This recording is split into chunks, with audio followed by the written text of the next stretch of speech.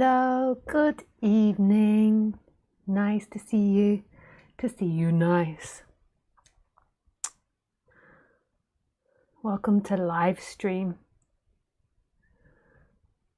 So if this is your first time on live stream, I'm just going to tell you how it works. I do these talks every Sunday at 6 p.m. French time, and you're welcome to join and ask questions. I don't start taking questions till about 7 p.m. And you can write to me on Skype or you can call in. But if you call in, you need to have a microphone with a headset.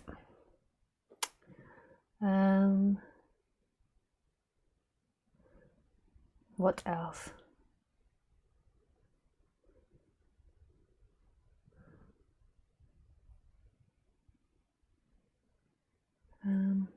Just have to share this. I forgot to share it before I went live. If you want to come to any events that I have, then bad luck, because I don't have any events because of something happening in society at the moment.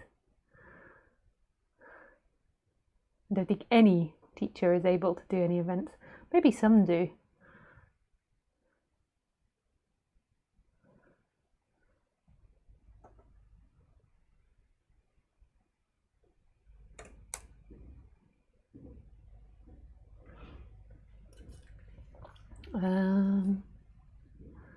What else?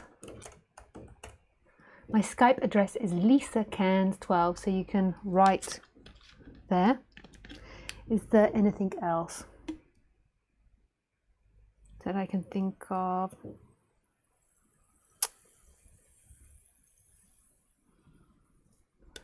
Nothing. So I always like to start the stream by sitting in silence. If you've been to one of these talks before, then you'll know that I like to do 10 or 15, 20 minutes of sitting in silence. And you're very welcome to do anything that you like.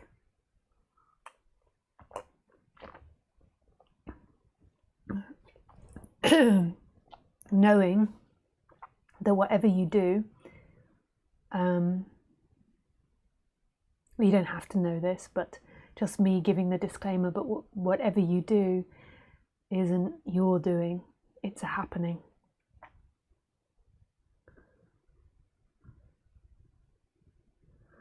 So even though it feels like you're doing the meditation and you're choosing to do it, that is simply a happening.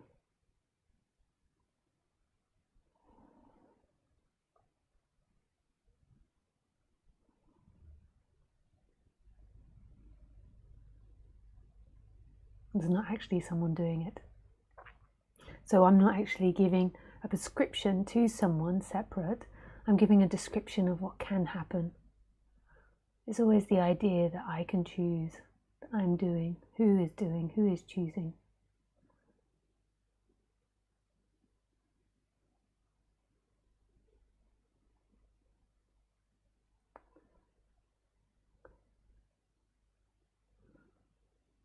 So the different meditation techniques that you can do is, number one, you can not do any and just let whatever happens happen. I got taught this first at the Buddhist Center, and there used to be a name for it. It was called just sitting. Just sitting. And you can do whatever, you can just let your mind do whatever it wants, not try and control it, just see what happens if you just sit there. You can do one where you move your attention into the I am, so into presence.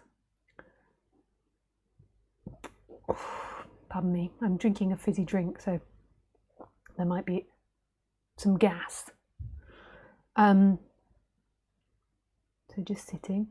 Then you can do the mindfulness of breathing, which is counting your breath, and basically counting your breath every time you breathe in up to number 10, and then starting again.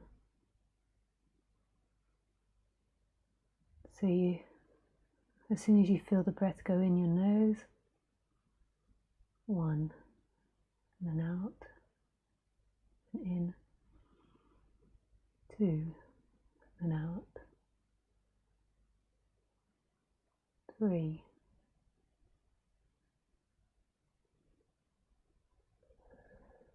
4, I think they used to teach it to breathe out through your mouth.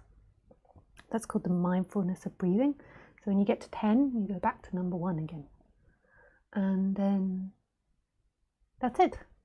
That's all I recommend. But you can also do any other practice that you've ever listened to.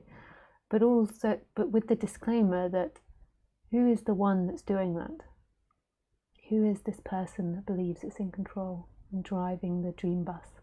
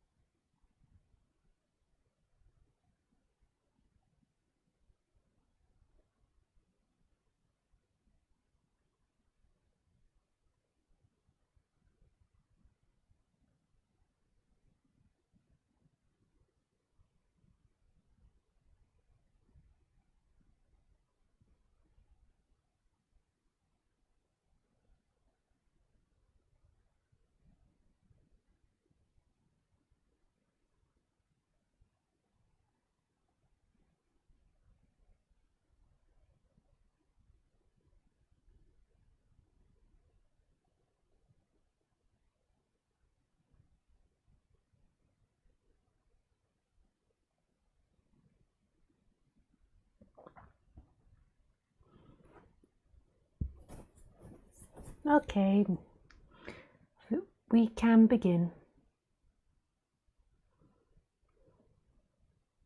What was the name of the talk? The name of the talk is quite so big I can't even see it.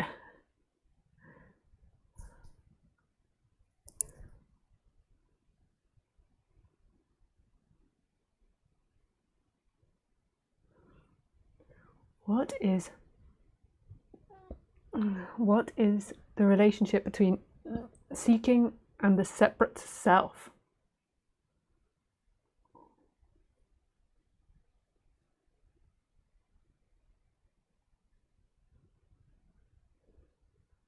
What is the difference between seeking and the separate self?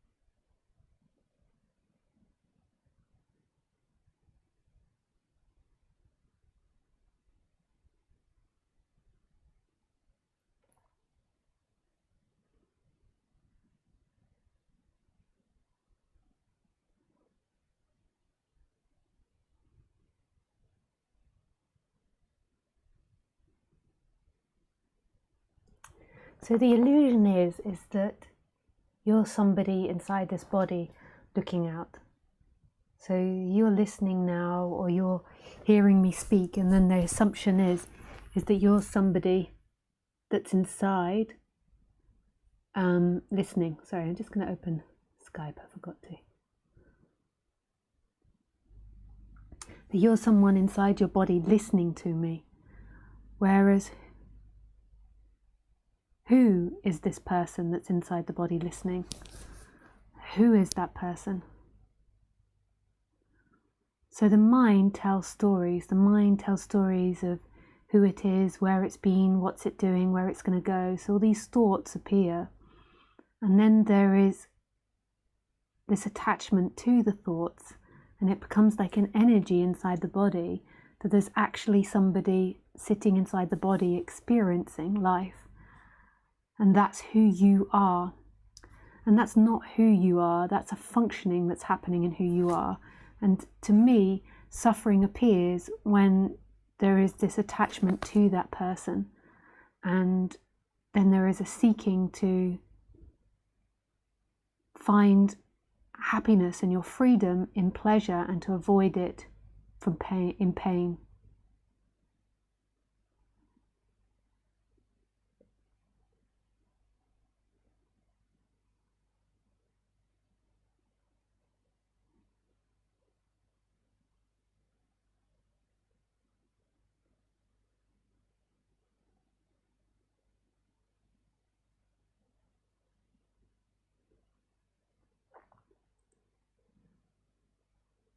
So trying to find your sense of freedom in what you get or what you don't get, or in the personality structure and in your idea of self.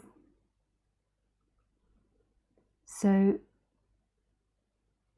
I mean, this is all intellectual, and it's not like I have all the intellectual answers. I'm just putting across my opinion, and my opinion comes from everything that I've experienced up to date. And then at the same time, it's spontaneously arising out of nothing, but it comes through the filter of Lisa. And I don't believe that I have all the answers, like in the character. Like I'm always evolving and expanding and getting new ideas and changing my mind. And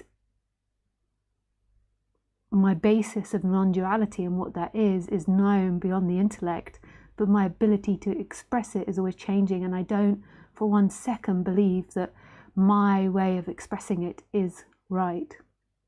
But the seeking is most probably, like sometimes I say the seeking is the separate self, which it could be, but today it feels like what I'll try and express is that there is the attachment to the body-mind, there is the attachment to the body-mind's life, and then from that comes, like when you're attached to the body-mind, everything becomes too important, and then you lose contact with yourself, you lose who you truly are, and then seeking forms in time.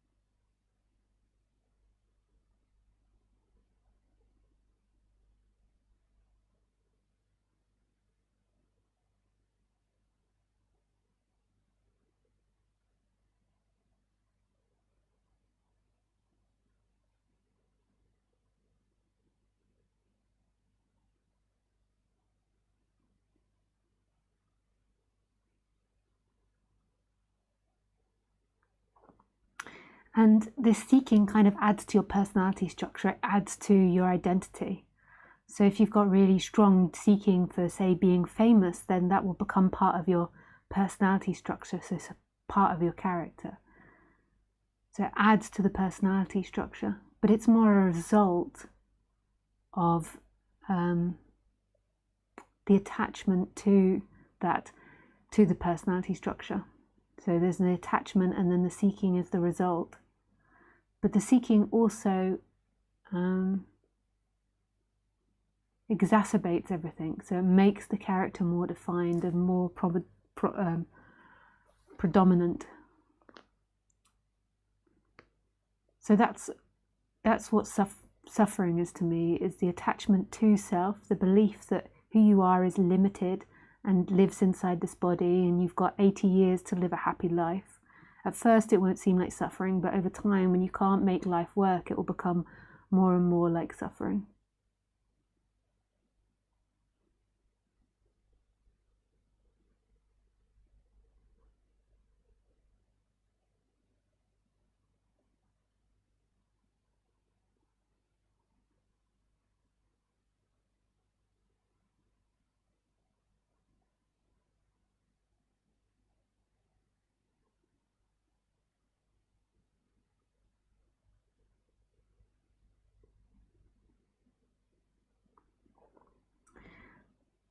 And the seeking is so convincing because what it does is it tells stories. So it says, if this person didn't do that, if this person didn't do that, if this didn't happen, if this happened, if I had this new house, if I had this new dress, if I had a different face, whatever it is, or bigger boobs, or a dog, or loads of money, I would then be happy. If my wife or husband didn't moan so much, if they were more happier, or if they were into non-duality, then I would be free. Or if I lived in a different place, if I didn't absorb people's energies, if I didn't have difficult energies around me, then I would be free.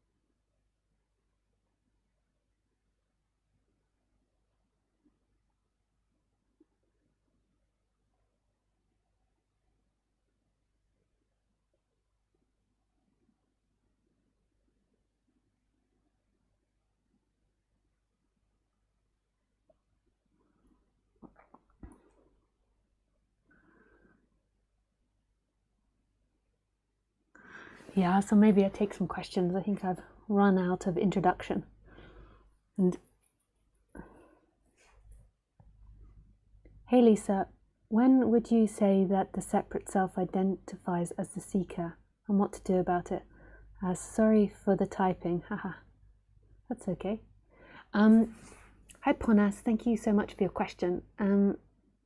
When would you say the separate self identifies? I don't know. It's somewhere in childhood. Some people say 3 or 4. I personally remember it happening about 4 or 5. I had learning difficulties, and I remember some form of realization that if I didn't learn to speak and write, maybe it was like 3 or 4, then I wouldn't be allowed to be part of society. And I remember, like, when that happened, there was this feeling of like containment, like I became a size, like I became Lisa. I can't really remember it that well, but sort of vague images of it. And for most people, unless you had like a really abusive childhood or really traumatic events happening in childhood, for most people, they have a sense that life is more free when they were younger. So when they were like 8, 6, 7, 8, it was more freedom. And then as they got older, it got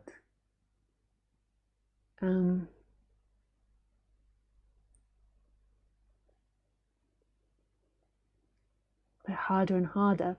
And I get the sense it's because as you get older, more and more seeking happens. You get more and more into the pattern of seeking and to solidifying who you are. So becoming that character and becoming someone, so the habit of it and the energy of it, and then you become more and more contracted. So you have people telling you you've got free will, you've got choice, you're wrong, you're right, you're good, you're bad, you're beautiful, you're ugly. And then the seeking becomes more and more intense. And I feel that what happens through age is generally people become, if they don't work on themselves in some way, more and more unhappy and more like cut off from their feelings. And what to do about it. He wrote it half in, well, she wrote it half in capitals, like what to do about it. But he says it was, they say it was an accident. I can't tell if you're a boy or a girl from the name, Ponas. Not that that matters, but just, you don't know whether to say she or he in English. I could say they. That's the appropriate thing to do.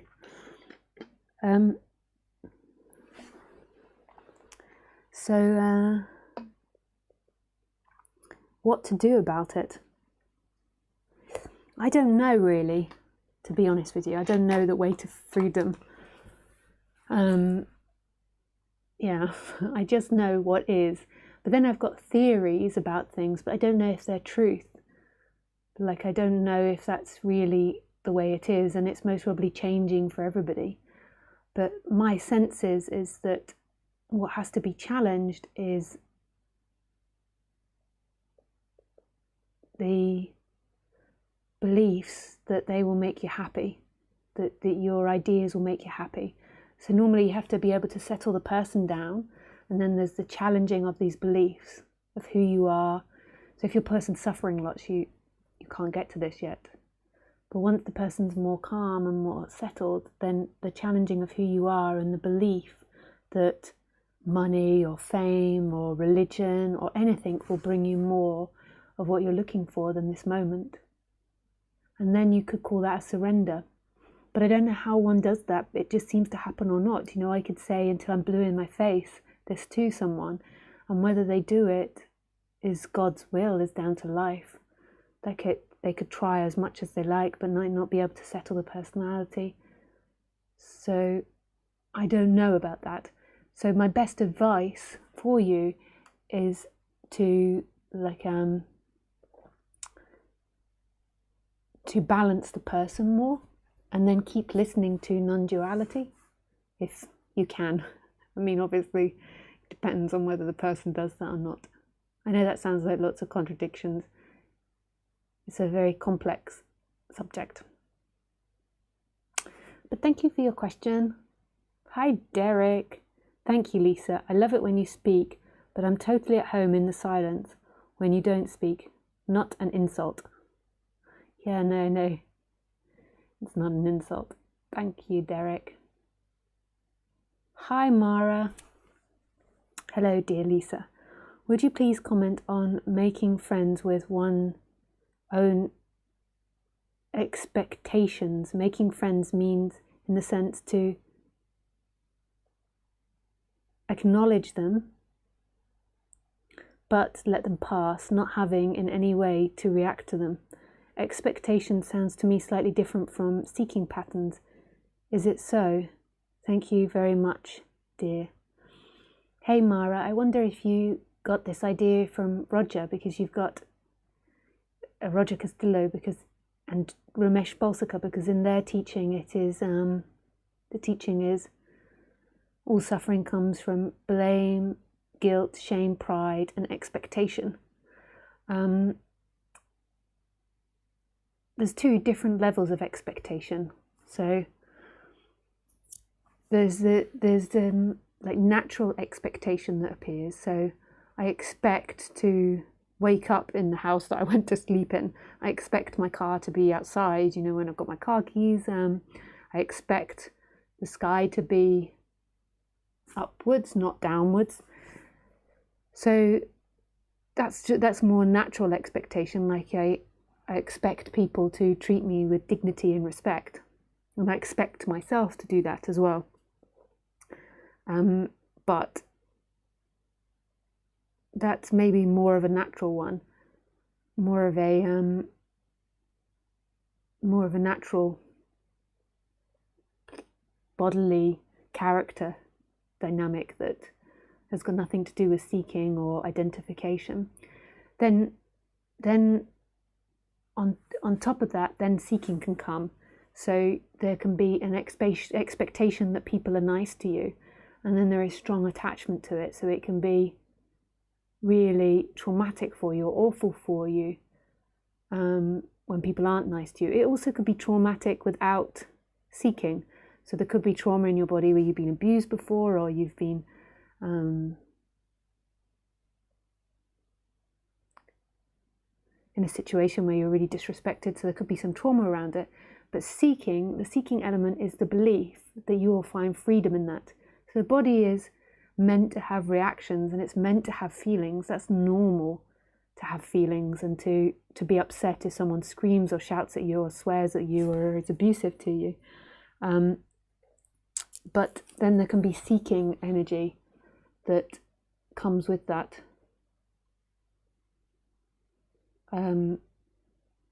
Which is the belief that they are taking away your freedom.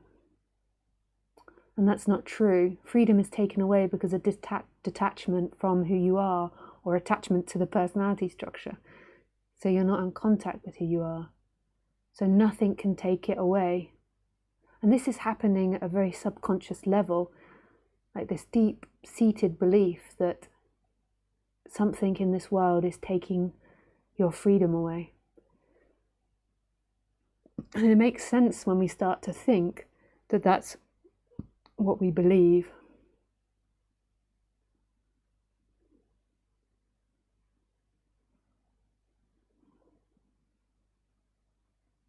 So that makes sense.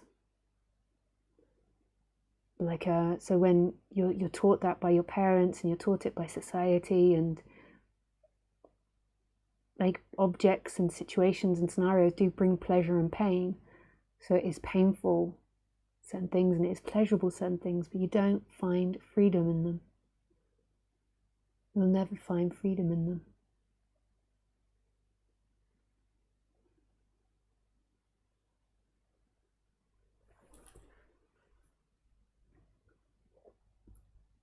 So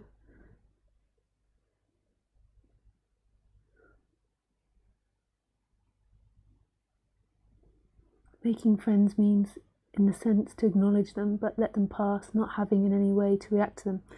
So yeah, so there could be two different things that's happening in you. So like I said, so there's the seeking the seeking that comes on top of the expectations and makes the expectations more dramatic, and then the actual expectations. And on a psychological level, there could be traumas around expectations. Maybe when you were a child, your parents always let you down, or in relationships, your partners let you down a lot, so there's trauma around it. So in that, like on the human level, you can make friends with it. You can look at that psychologically, and you can examine that, and you can feel the pain of it. And then there's this added seeking level, which makes it 10 times stronger because it believes that freedom comes from that. So there's nothing wrong with having expectations. They're just something that happens. Often when we get into this subject, what we strive for so much is to be the perfect person, because then we're safe and then we feel we'll be lovable. That's natural, that the human wants to be loved and wants to be safe and fit in, but then it gets exacerbated again by the seeking energy, so it makes it 10 times more intense. It feels like if you aren't lovable, you're going to die a horrible death and everything bad is going to happen to you. When you're in contact with that which is bigger than you, it's painful, but it's just pain. It's just pain. So on the psychological level, to me, making friends with expectation is allowing the feeling to be there. So you have an expectation that somebody treats you a certain way, and then allowing that feeling to be there. And it's no different. If you've got strong expectations, it's no different from not having strong expectations. It's all to do with conditioning. So you could have one child that's brought up where parents neglect the child, and so the child becomes very pleasing and has very low expectations of people when they grow up. But that doesn't mean they're more enlightened. It's just the way they were conditioned. That's got nothing to do with enlightenment. Then you might have another child that was given a lot of attention and a lot of things by the parents, and so they might have higher expectations, and then that might cause more pain. It causes pain for the one that was neglected, but it might cause more obvious pain, like more overt pain in the other one. The one that was neglected will more than likely go into denial about it, and the one which was maybe like spoilt or overindulged, it will be more obvious maybe. And it doesn't mean that either's more lightened or not. And everybody's personality structure is dependent on the way you were raised in childhood, and then it evolves and changes, but that's like the core of it. And it's also dependent on your family line. Like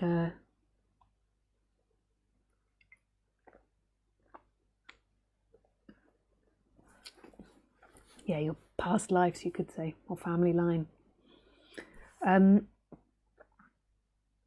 So what was I saying about that? So it's like allowing these feelings in, seeing them as just as what they are, they're just conditioning, and then noticing that what you're looking for is always what you are, is what's looking, is what's experiencing. That sense of emptiness and the aliveness, the alive presence. Thank you. If you have more to that question, just say hello to people. Hello, Nick. Hello, Isabel.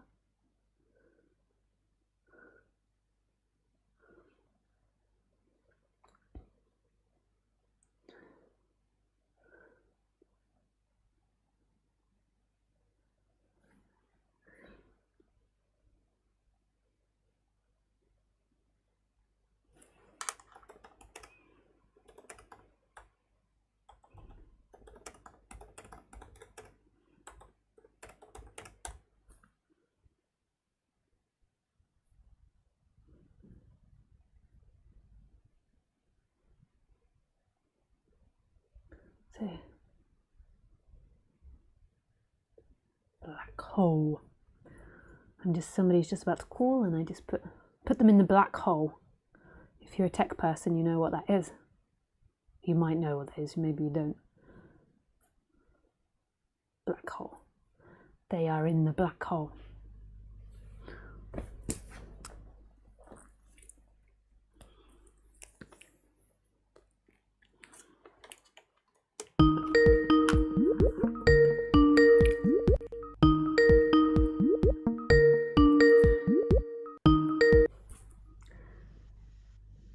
Hello, Summerpan. Hi. Hey. Do you mind if you It's just turn your ringing and video? ringing. Wait. Are you, Ah. yeah. If I could just get you to Hi. turn your video off just because of my internet, it's like a bit much on my system.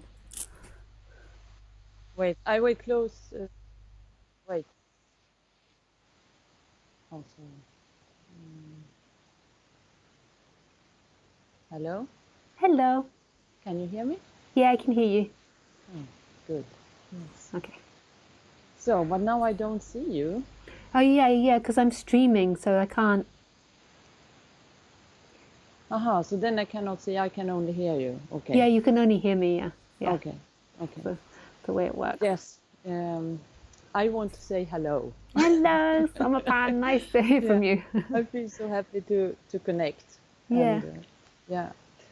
And today I happened to listen to Ramesh Balsekar. Oh, nice. Yeah, and he said something about. He talked about different concepts of enlightenment. I mean, like Buddha has a concept, Ramesh has a concept, like the individual. How to say it? The individual perspective. Yeah. Yeah.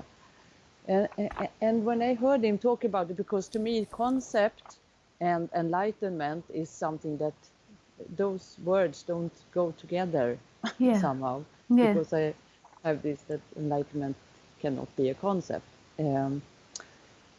But then I also saw that what comes often in me is that, how to say, yeah, like I think that there's always somebody else who has another better or there's always somebody else who has the truth, Yeah. you know. Yeah.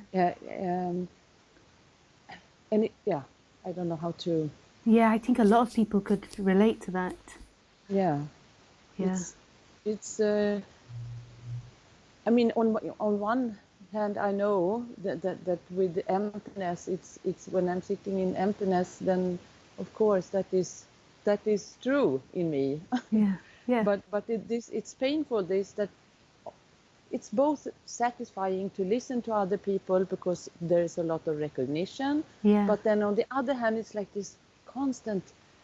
There's always somebody who knows better, and there's always somewhere else to reach, and Yeah. there's all this. Totally. Yeah, so I wonder if you can. Yeah. Say I don't really remember. I used to listen to Ramesh a lot. Like,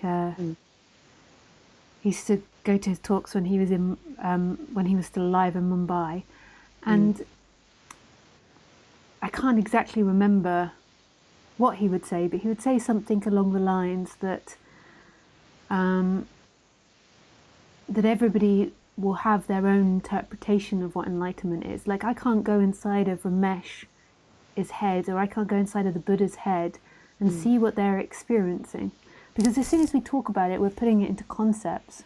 But enlightenment isn't concepts, but we put it into concepts, and everyone's definition will be different.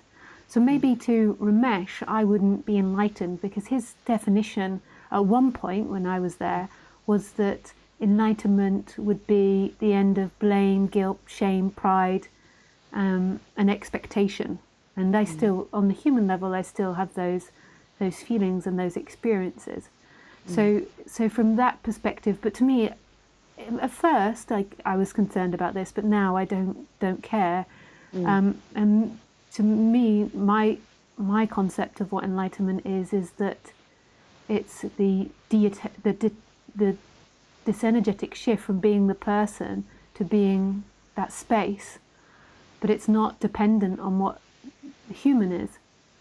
But somebody else would say something different. So say someone that was more into Neo-Advaita, they would say that it's absolutely no sense of self, it's no I am, it's absolutely nothing.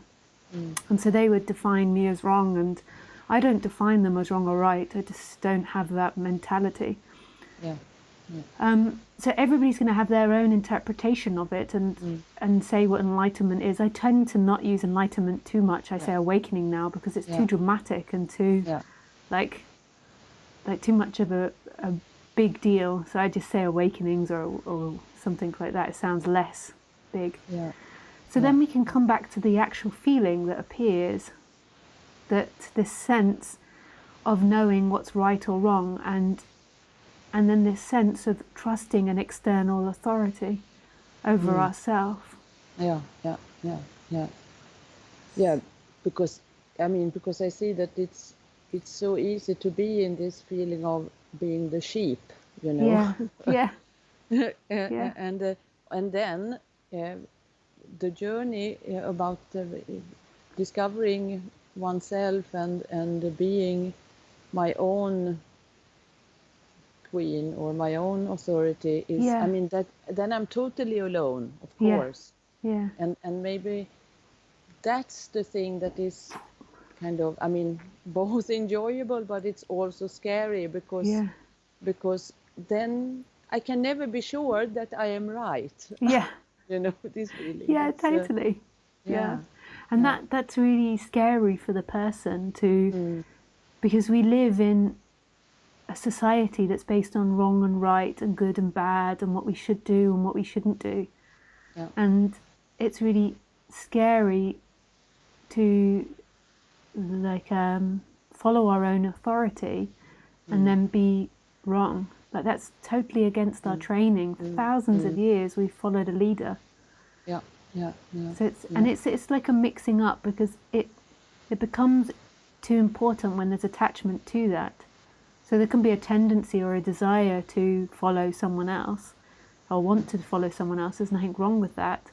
But then there can become the attachment to it and then the seeking. So it becomes too much a big deal. To step out in your own authority just is impossible because it's too scary. It means death or it means something bad will happen to you. Do you have any sense of where you feel it in your body? This type of being wanted or wanting to be right over being wrong or something along those lines. It might not be defined. I think it's around the solar plexus and really in the middle of my stomach somehow. So that would make sense because the solar plexus tends to be about choice. So what you choose. And feeling empowered to choose. And then if you can't choose, if you feel trapped, it's like depression or frustration or a stuckness. Yes, exactly. And that can be really strong for most people, like this idea of choosing well. You've got to choose well, and if you don't, you're a bad, wrong person. You're going to be kicked out of society. Exactly. And I feel it so strongly these days also with everything that is going on in the world and it's like I have these sentences coming up that all the idiots are speaking and all the wise people are being quiet. It's like I have been so freaked out today. It has been so strong the whole day and and then it comes back to this that the fear of really, really trusting myself and what I see and what I feel. And it's and the way to me you get to that trust is by allowing the distrust and the fear and the oscillation between knowing the truth and not knowing the truth. Sit there and be there. And not being afraid of that feeling of being wrong. Yes. Like it's okay to be wrong. Like everybody can be wrong. It's really okay. We all make mistakes. In a way, we don't make mistakes. It's all perfectly playing. But in the flow of things, you can say we make mistakes. We crash the car. We drop the plant.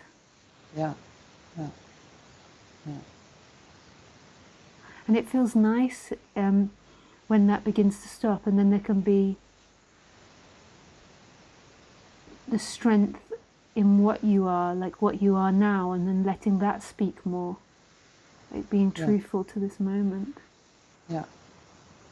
yeah. Yeah, I see now when we talk about this, just being both in the insecurity of not knowing what is true and what is right, and then but the longing to be in clarity, and the longing Yeah, to know the truth and yeah, to know the right thing. Then I see this tendency so strong to always strive to getting to that, so yeah, that of so but it's really maybe not about neither side. yeah, It's totally. yeah. So there is that space which is watching you, Mm, which is watching and here, yeah. and you can play with the what's happened in the character. So you can look at like your relationship with your parents or your relationship with your partner, and like the right and wrong games that you play with each other. So you can look at that. Mm, But yeah. then the most important part is seeing that that's never been who you are.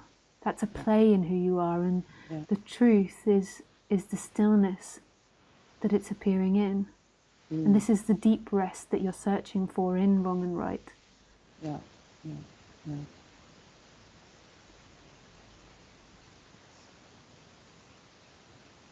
The mind is amazing how it plays, though, because it can be very convincing about its stories of wrong and right. Like, I should be Yeah. doing something, I should be acting. Yeah. Yeah. I mean, the whole teaching of growing up is about learning how to deal with to deal with the world, to deal with the life. So, Yeah. of course, it's Mm. yeah, great. Can I ask something else also? Sure, yeah, you Mhm. can, yeah. Yeah, something that I have been very curious about when I've been hearing you speaking was how has it been for you? How come you started to speak on non-duality? What happened? Was there a certain? I mean, I know I've heard your story, what happened Yeah, in your life, but this speaking, what? How come you ended up being a doing speaker it. like this? Yeah, it was just really um, um,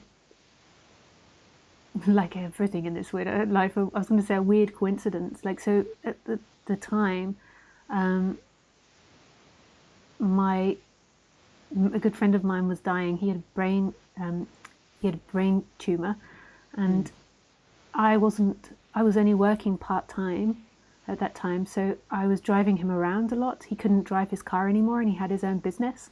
mhm, And and then I just started talking about this with him, and then we started recording it. mm, I can't remember why we started recording. If it was because of sharing it with other people, or if it was because of something for his wife to keep. I think it mhm, might. I can't remember why that happened. And then it it went on YouTube or Facebook or something, mm, and then it just became really popular within like a few days. mm, So it's just really like a weird set of events, and then it mm, took that went on for um, a period, and then it took a while, I think, for me then to start doing live talks and like talking with people.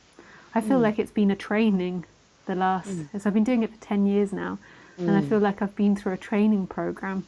I know mhm. that sounds really Yeah. weird. Like, it's really beautiful expressing and like expressing what's happened here and the insights that's happened here, but I also feel like it's been like an amazing teacher to me, Mm, because before this shift happened, it would never have been in my personality to do something like this.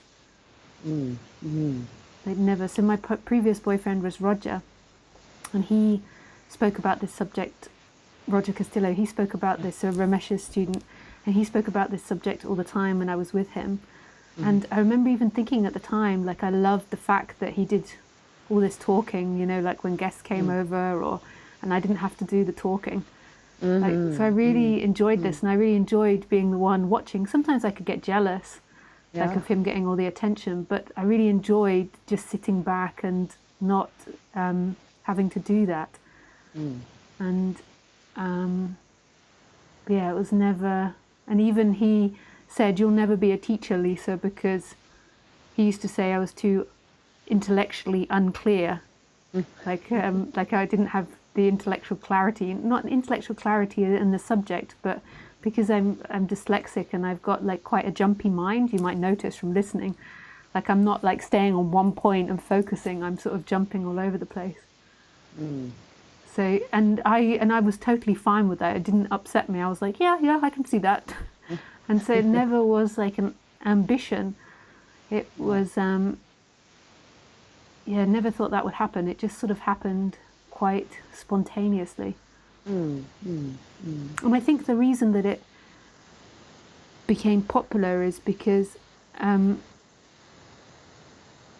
think there's a couple of different reasons. Oh, but actually maybe that's better not to talk about why I think it became popular. Yeah, that doesn't matter so much.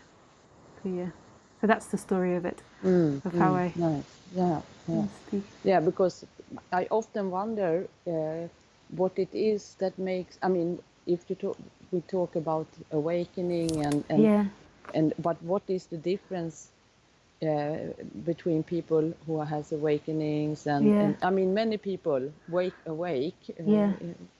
up and are at home with themselves, but not everybody speaks. Yeah, I know, and some people that speak I don't even think have had awakenings, like my definition, like energetic awakenings.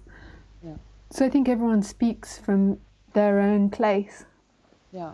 Like, so you get some people that have had like just intellectual awakenings, and to them that's awakenings. So my attitude towards like listening to people speak is like it's not that they know more than you or they know better than you. Like, to me, the attitude that I would take into it is like finding someone that resonates with you.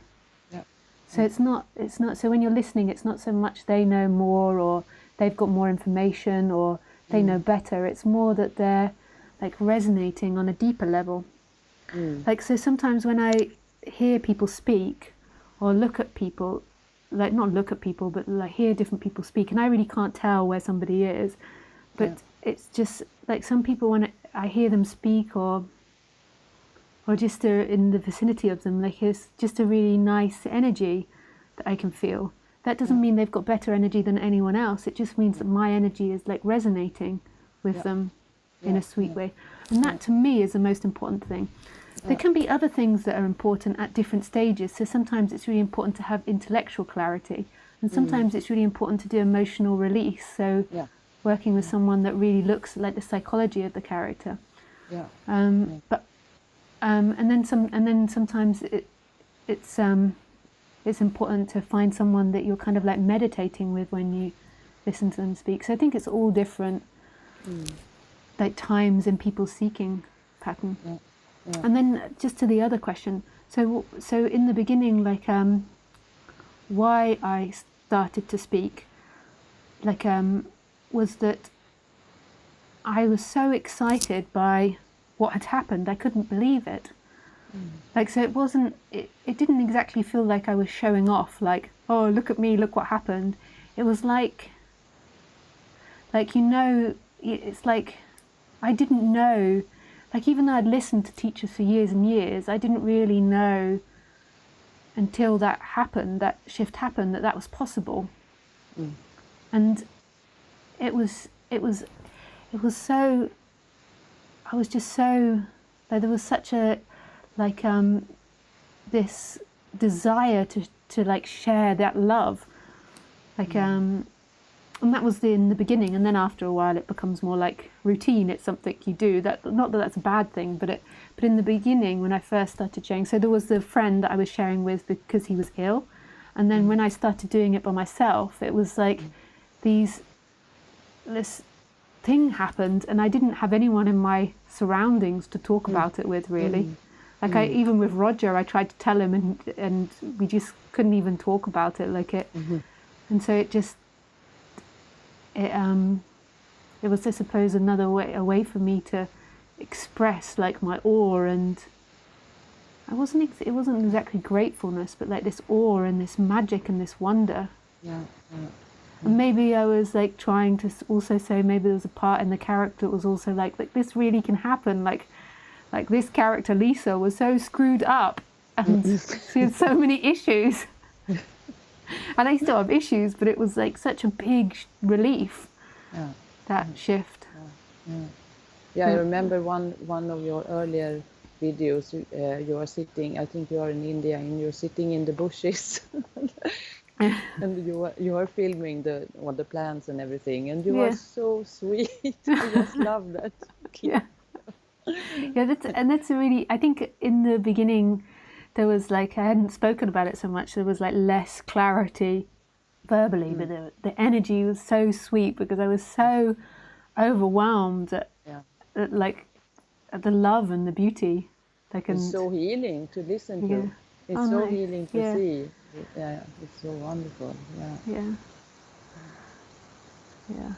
Yes.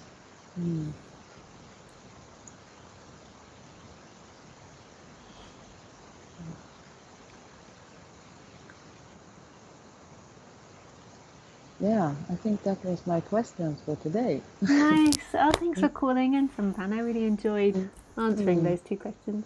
Yeah, great. Yeah. Take care. Yeah, lots of love. Bye. Bye.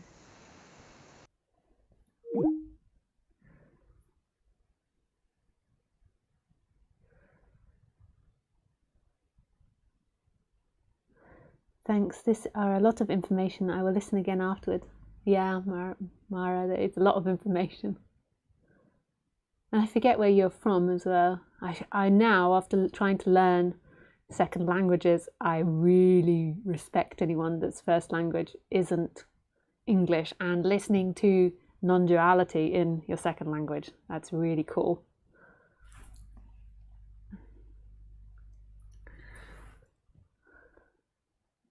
Hey Thomas.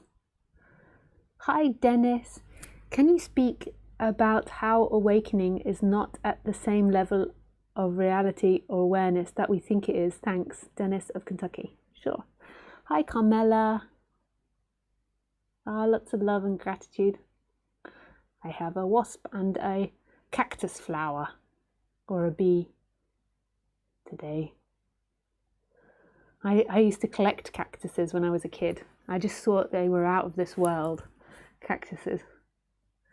And this is like in the 80s. And I knew that you had to repot plants. They said, I didn't really know how you did it, but I watched my mum repot plants. I knew you had to do that. So one day I decided to repot them all and put them in bigger pots. I had like a collection of maybe 20 cactuses. I was really into it. And so I repotted them. So I dug out soil from my mum's flower beds. I then put them in bigger pots and gave them this new soil. And I didn't like damage the roots or anything. I kept the roots the same. I just repotted them like you would. I kind of knew how to do that, but I just didn't know the rules about the soil. And then I had this really big one that was like maybe this big. And after about a week or 2 or 3 or something, it exploded with maggots, and then they all began to go. And I had somehow managed to get maggots in their soil, or something had happened and maggots had got into them. And then these beautiful plants that I've been collecting for years and was really proud of would just collapse over with maggots exploding out of them. That was pretty gross. And I never really got back into collecting cactuses after that. I sometimes have them, you see them at the shops and you buy yourself them.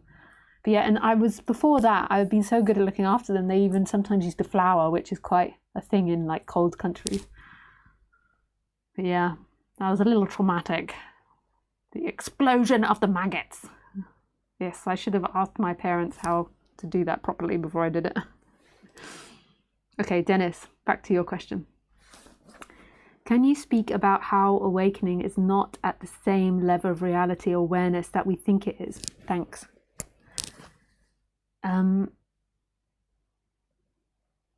How awakening is not...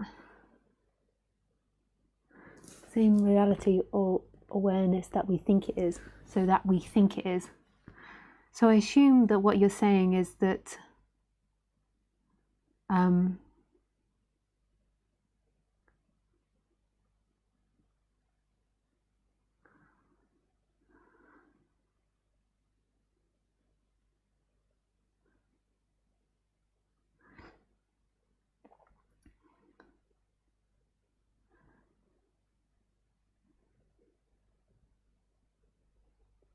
that we think awakening is this intellectual perception or something of awareness.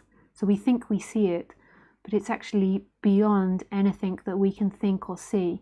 So often people will say, you know, I've seen awareness or I know awareness, and that's really great. That is an awakening to me. But that's still part of the mind that's seeing it. So it's still someone that knows it. Like, who knows that? Who is looking now? Who is hearing now? Who is seeing? Who's experiencing? And then it can be deeply seen that there is nobody. There is nobody seeing, there is nobody hearing, there is nobody thinking, there is nobody that knows that. It is just a happening in this wide space of consciousness. But it's nobody's. There's the character that can say, I've seen awareness or I know that, but that's still being watched. So for anything to appear, there must be something that's conscious of it.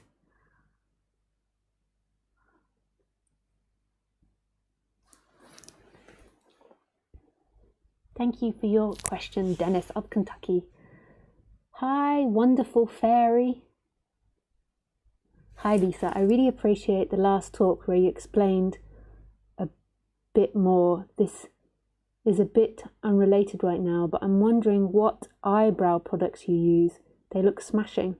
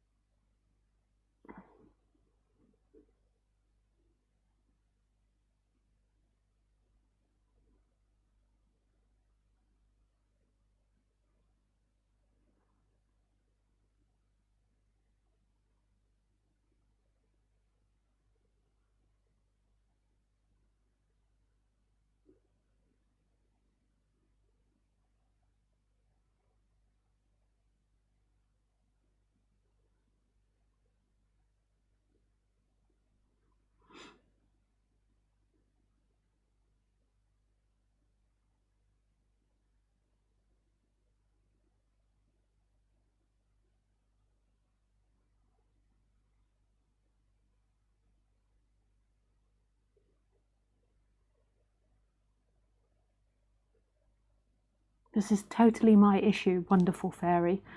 But when you ask that, it was like and it's not your issue. I totally take responsibility for my feelings. But there was like a moment of like, it's like, I don't know how to explain that. It's like I'm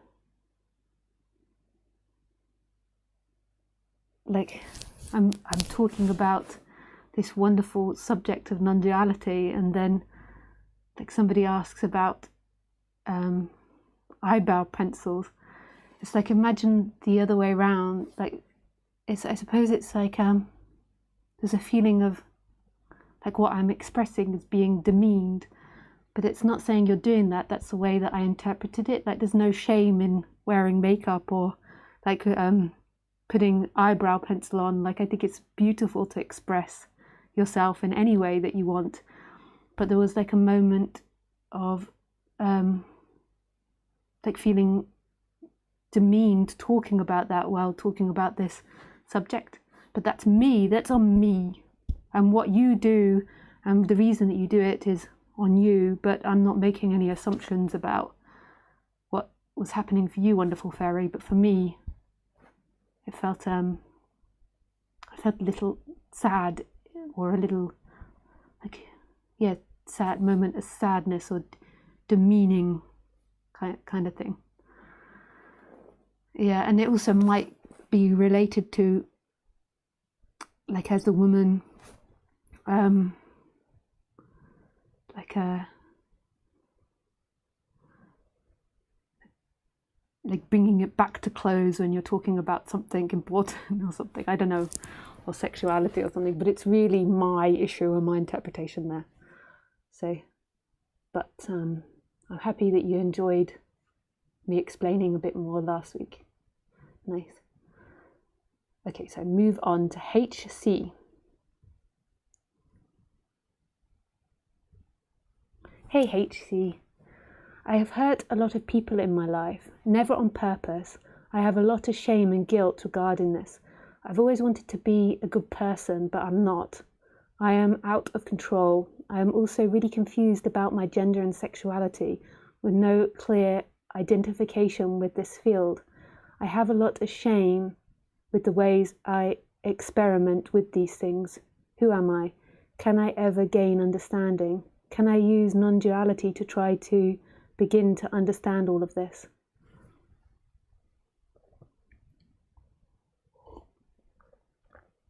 I have hurt a lot of people in my life, never on purpose. I have a lot of shame and guilt regarding this. I've always wanted to be a good person, but I am not. I am out of control. I'm also really confused about my gender and sexuality, with no clear identification within this field. I have a lot of shame with the ways I experiment with these things. Who am I? Can I ever gain understanding? Can I use non-duality to try to begin to understand all of this? Like in the end, I think that the non-duality is the freedom. Like, so that is the absolute freedom, and I would listen to non-duality from this perspective of going beyond the personality structure. But with these questions, I would go and work with somebody that can help you on the psychological level decipher these types of things. You can find therapists. There's nothing wrong with therapists. Like, that becomes such a negative word in non-duality and in society. It's like they're at the bottom of it all. So you can find someone that's also into non-duality, but can also help guide you, like, and look at what happened in your past and your thought processes and what you want, the way that you identify, the way that you behave, and go through it really clearly with you and spend a lot of time looking at that. And I can't promise you actually, but I suspect that will have a big impact on the psychological level. And you can also continue listening to non-duality, because that is the absolute freedom. But I really wouldn't recommend using non-duality to fix this type of stuff. But that doesn't mean throw away non-duality. This stuff needs working out on the human level, because this will be related to your parents, your grandparents, your schooling, like all different types of things.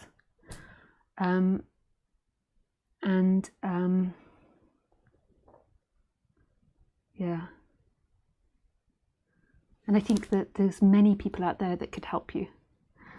And if you can't afford that, because maybe that's a possibility, maybe your healthcare doesn't pay for it, or maybe it's just not accessible to you at this point in your life, then there's loads of support groups in that area. There's lots of writing in that area. There's lots of stuff about that on the internet, like psychology, that can help you until you do have more money. But you could also go to groups which also have these types of problems and struggles. So that would be my recommendation. I hope that helps, HC. Thank you so much for your question. I really appreciate you putting yourself out there. And like that's the goal of it, is to put yourself out there, to try and find help and to try and sort these things out. I always think that when you begin to start talking about your problems in this way, it means that you're less attached to them. So when you're more attached to them, then you tend to hide them out of shame. Hi Paul, hope you're good, Lisa. Just saw a Rupert Spira video saying forget about enlightenment, it's now, not in the future. worried this might make people and me give up the search or interrupt in the wrong way interrupt in the wrong way, leading to people thinking non-duality is nonsense. Yeah, that can happen, that people could imagine that it's nonsense.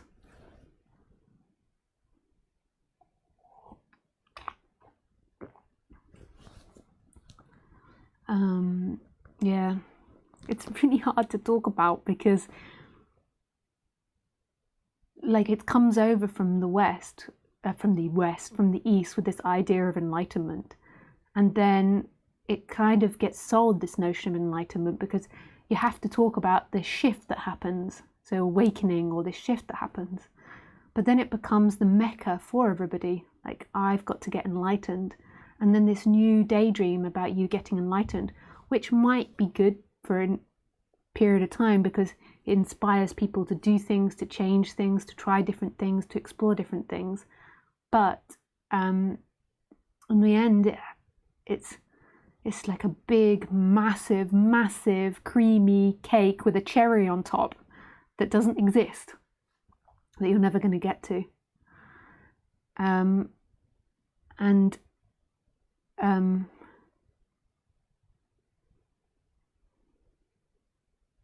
Yeah. And in a way, it's all happening perfectly. And so if people do give up, that's the perfect thing. And then if they do come back to it, that's the perfect thing. So the worry is not needed in the end because everything is God's will. Like it's a happening. It's a happening. I love it saying that. It's a happening. It's a happening.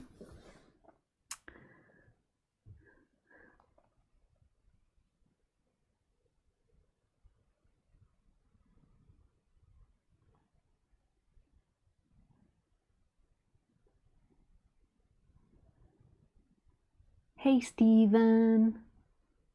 Hi, Wonderful Fairy says, I'm sorry, I did not mean it as disregarding the beauty of what you're talking about. Oh, thanks, Wonderful Fairy. It's my reaction. It's not you, and I really trust that you didn't mean it that, like that you've said that and you didn't mean it that, but it was just my reaction.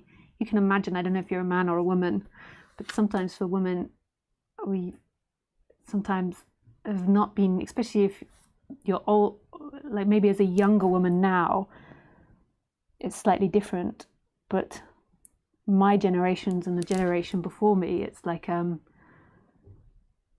beauty is so overemphasized, and like that's women's job, that's their most important quality, and so sometimes we can all have our reactions to that.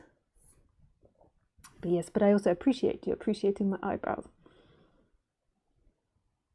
I actually had a friend tell me about it a few years ago, about how to do it.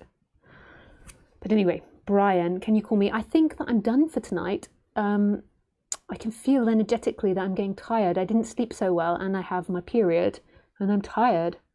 I'm tired energetically, and I can feel that my body's, you know, when you need to eat, like it's a little shaky. Yeah.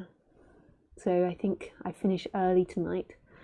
But I really appreciate everyone, and I really appreciate being able to speak with you. It's a beautiful honor.